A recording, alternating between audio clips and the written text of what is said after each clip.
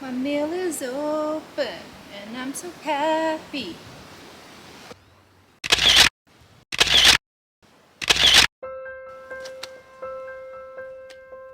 Hi friends. After a late snow thaw year, time spent at the off-grid cabin, a busy month looking for Scout, and a very rainy spring, I am finally opening my sawmill for the season. Very slowly, but surely, I am checking things off my to-do list.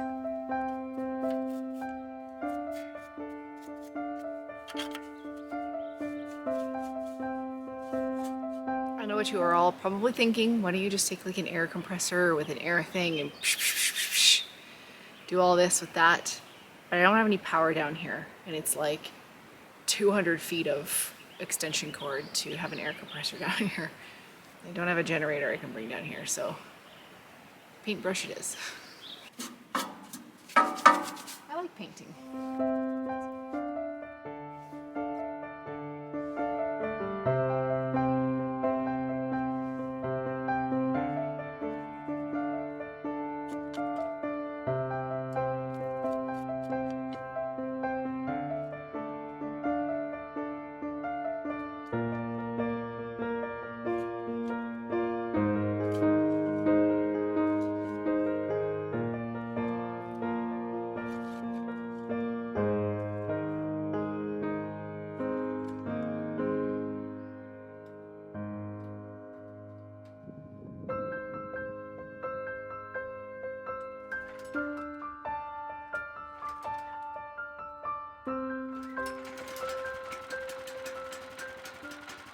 I'm just going to run the engine a little bit to warm it up for the oil change.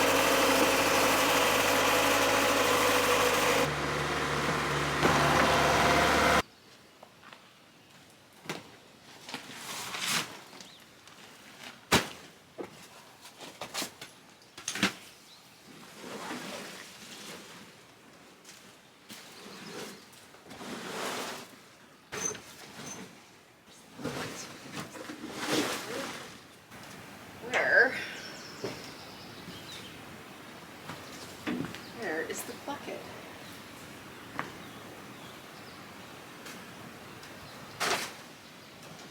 I don't know where the bucket is. I want the bucket.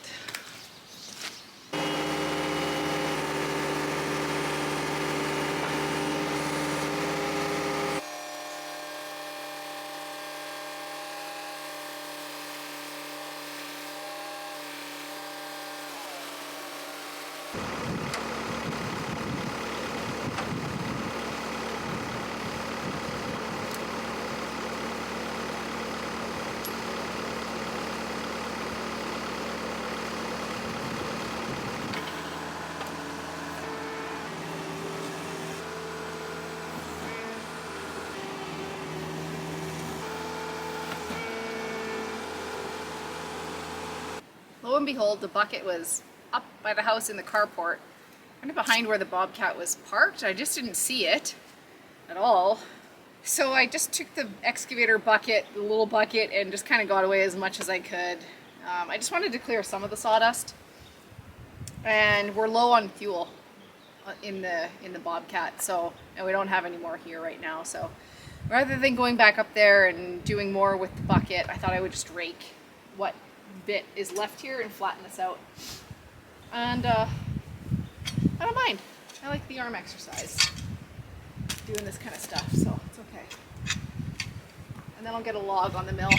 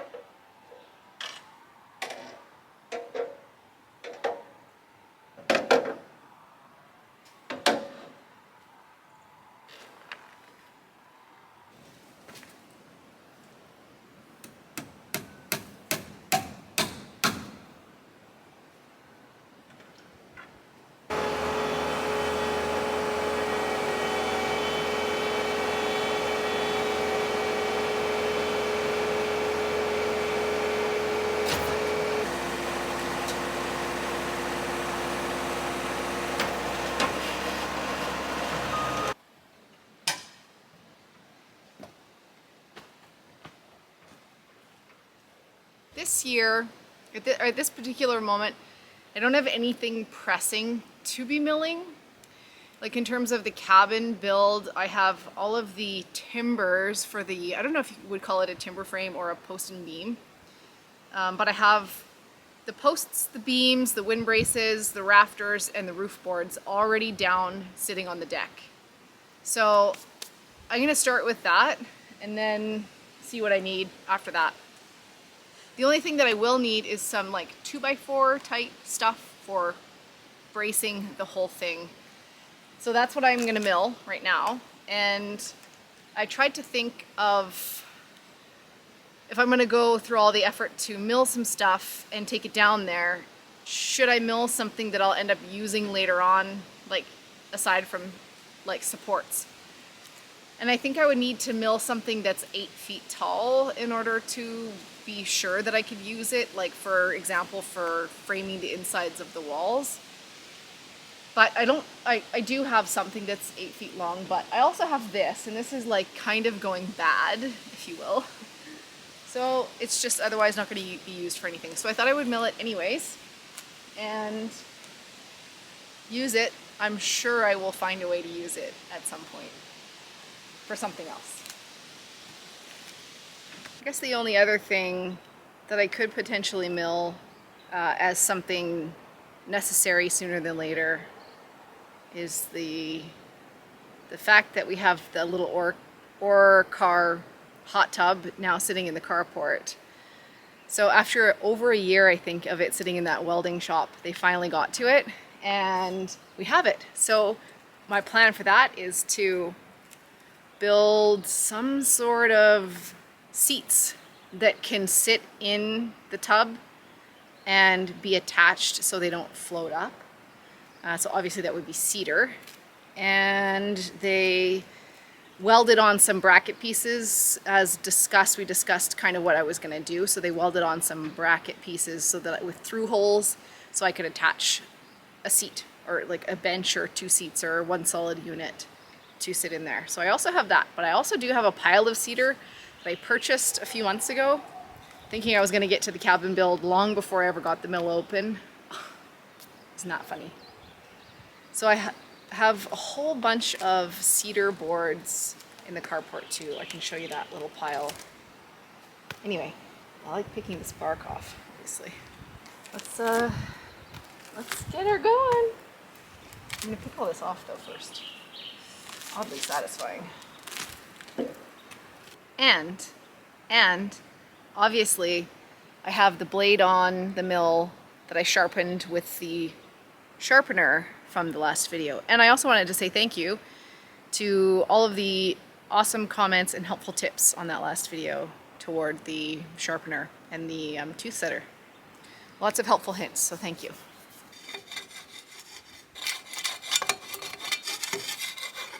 Taking the bark off and getting some of the sandy stuff out from in that layer also does help the blade, so sometimes it's worth it.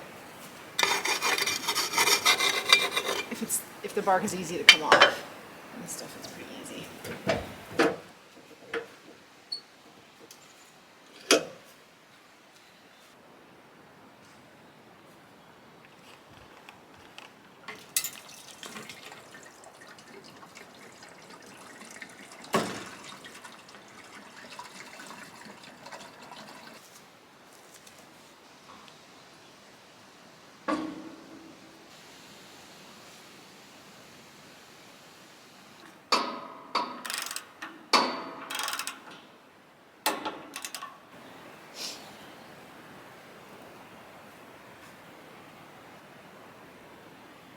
Not bad. It's gravitating back, so I'm going to make some adjustments and then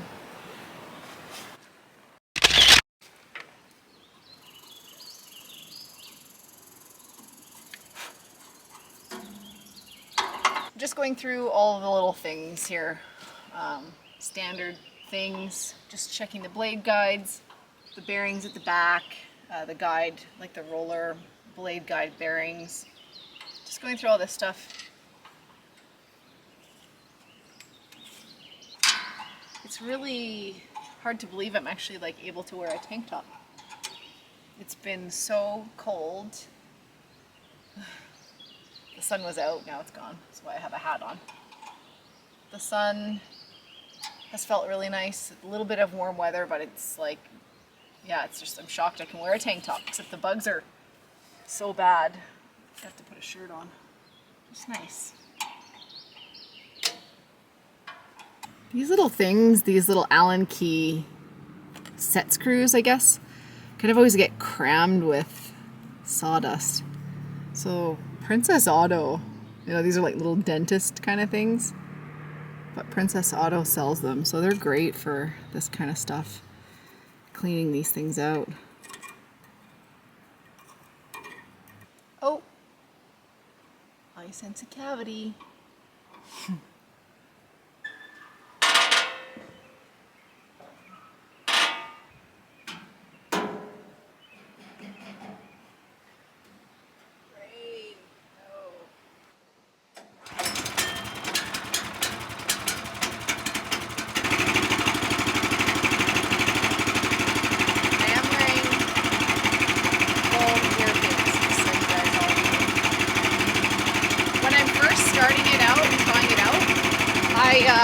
Don't have anything on. I have one ear in, but I want to hear for any like rubbing or strange sounds, so I tend to leave one ear open and just test things out and make sure that things sound good.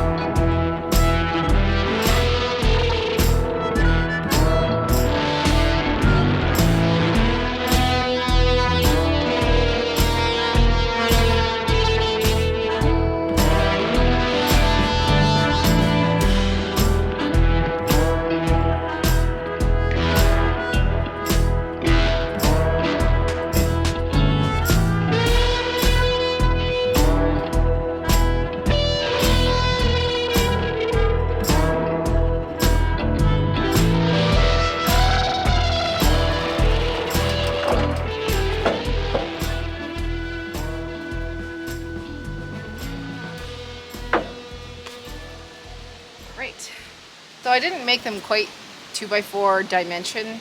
They're like 1.25 by 3 and a little less than 3, just because they don't really need to be like a true dimensional 2x4. They just need to be supports for the timber frame or whatever. I think they'll do. They'll do just fine. Yeah, so the blade felt good. Like, it felt like a brand new blade, I would say. I think the thing now that I'll do differently in reading the comments, there's a few people that wrote based on their history of making blades, in fact, and knowing about blades like a lot. It's so funny. I didn't actually know the first year or two that I had the sawmill that blades had like a pattern to them and what they were for, what the pattern was for, and all that sort of stuff. I mean, I know a lot more now. But I think the biggest thing that I took away is that I was getting inconsistent cuts. So one tooth would like take a lot off and the next tooth wouldn't take anything. So I was always adjusting.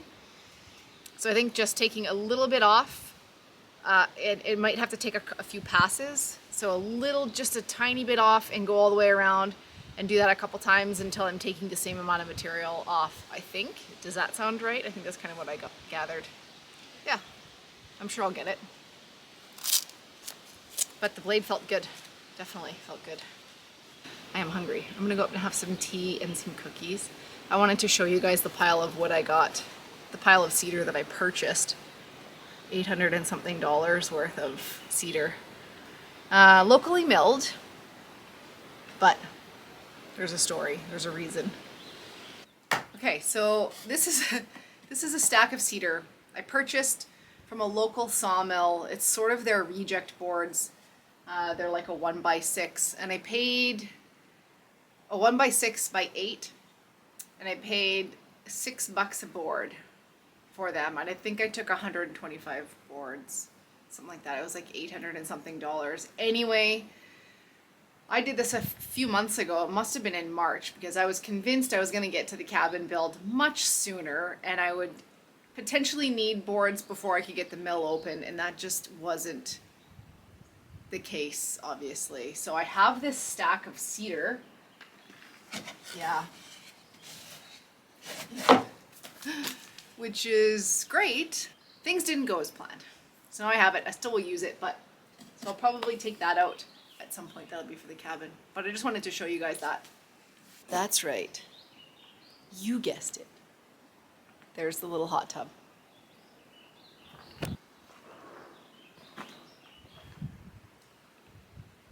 So here's the little brackets. I kind of just told them, you know, we tried to keep it simple. This isn't exactly what I asked for, but I just said weld some brackets with some through holes. I didn't need to put that many in, but that's what they did.